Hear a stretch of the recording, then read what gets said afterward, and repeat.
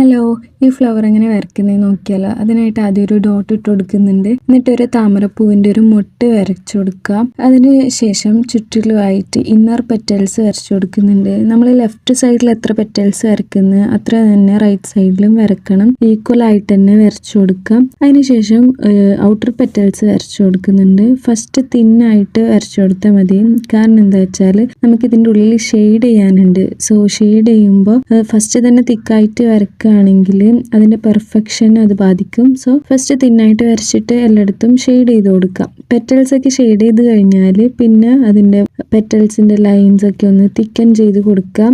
ഏകദേശം നമ്മുടെ ഫ്ലവർ ഇവിടെ റെഡി ആയിട്ടുണ്ട്. ഇനി ആ ഇന്നർ പെറ്റൽസിന്റെ നടുക്ക് കുറച്ച് ഭാഗം സ്പേസ് ഇല്ലേ, ആ സ്പേസിൽ കുറച്ച് കുട്ടി കുട്ടി റൗണ്ട്സ് ഒന്ന് ഇട്ട് കൊടുത്തു കൂടി കഴിഞ്ഞാൽ നമ്മുടെ ഫ്ലവർ ഇവിടെ റെഡി ആയിട്ടുണ്ട്. സോ ഇനി നിങ്ങൾക്ക് നെക്സ്റ്റ് എന്താ വേണ്ടതെന്ന് വെച്ചാൽ കമൻറ്റ് ചെയ്യുക. വീഡിയോ ഇഷ്ടപ്പെടുകയാണെങ്കിൽ കമൻറ്റ് ചെയ്യുക.